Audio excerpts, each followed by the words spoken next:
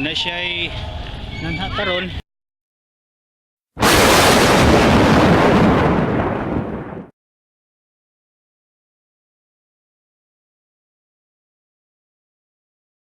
Manhataron din ha, no? Manhataron din ha.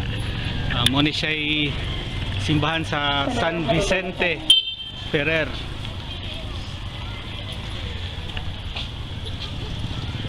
Magaan po kita. So kay nagbisa pa, medyo maminaw sa ta dito sa misa. Sa tamong tangkot din ha. Minaw sa ta kayo. Okay. Okay, pag-abot na to na human ang misa.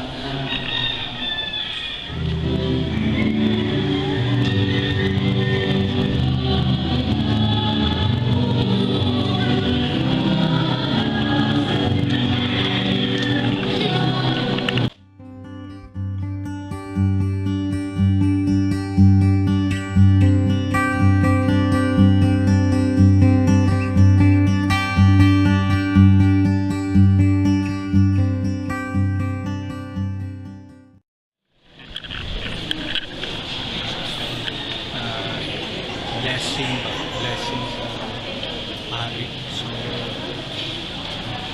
pag-bless ka natin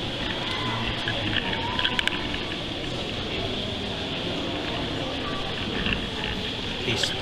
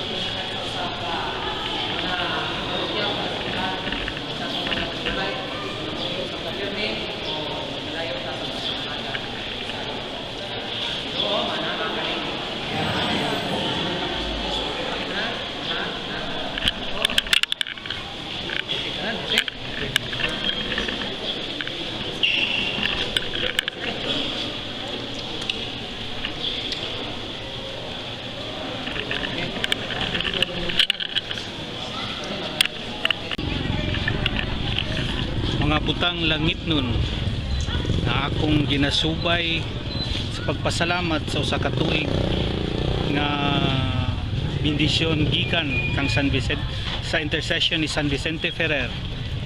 Mao kini ang tradisyon nga akong ginasunod sa akong mga ginikanan. Mao nga aniya ako karon sa simbahan sa ni San Vicente Ferrer sa Vito, Sagay. So mudagkot ta dito no, mukuantag kandila para mudagkot.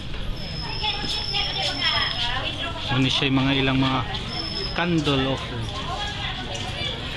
So palit ta ra og kandila para mudagkot ta dito nga bahin. Niya makita na to na mga baligya nga mga religious really. Yan eh.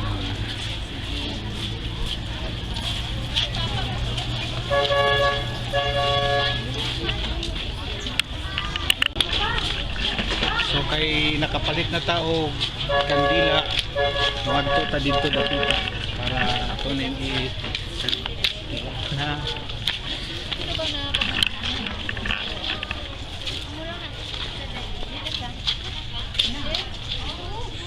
ako na lang kaya matamarang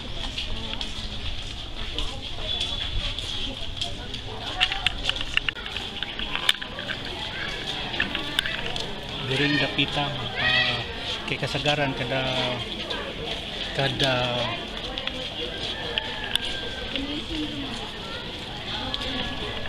dining dapita mo ni siya'y ginganlan nila og magpa sunog or magpatama kano sa Santos Milagroso ni nga Santos sa San Vicente Ferrer dinhi sa Vito, Sagay City. So muanha tada kay kada tuig sa atong unang tuig pod nagpa-kuan man sad ko tunog dito. So muadto ta dinha karon ana siya.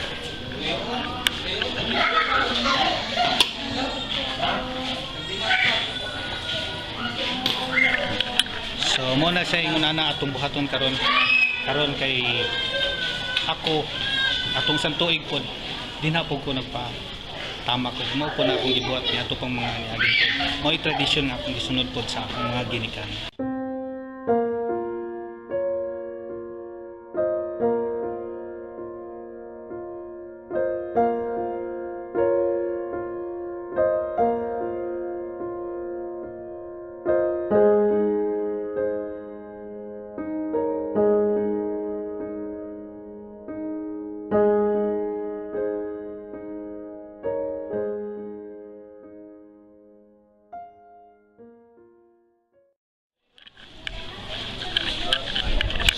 Sunod ka na po diri sunod ako kadari sa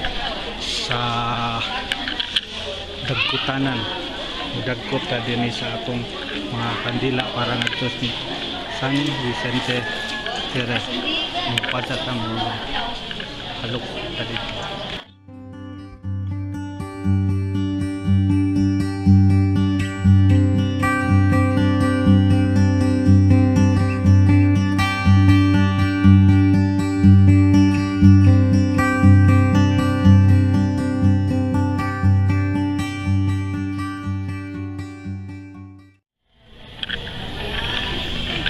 Karong bahina medyo nahuman ta og dagkot didto, so hinahinay na ta og gawas ngadto paingon mga higala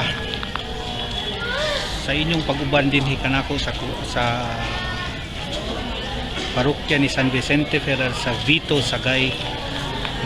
Ako nagpasalamat sa usa ka tuig nga ning labay sa akong kinabuhi ning akong adlaw nga natawhan karon Agosto 25 ani ako karon sa simbahan ni San Vicente Ferrer para magdagko akong pasalamat sa usa ka tuig nga pag-uban niya sa akong kinabuhi o sa among kinabuhi. Ako usab nangaliya nga sa sunod ana siya gihapon magagiya sa iyang intercession paingon sa atong labaw nga kagagahon. So mga higala mo hinay na ta og pull out didto kay muuli na ta kadi no. So kare na ta.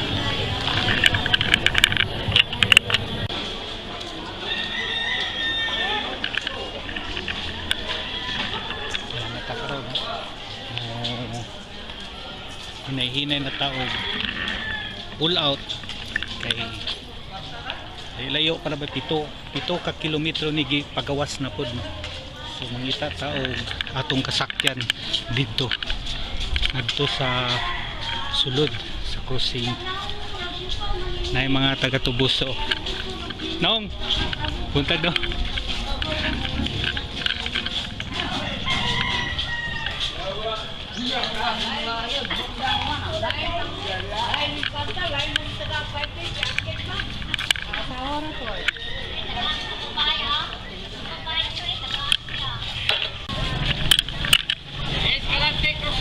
So mga higala humana ta dito.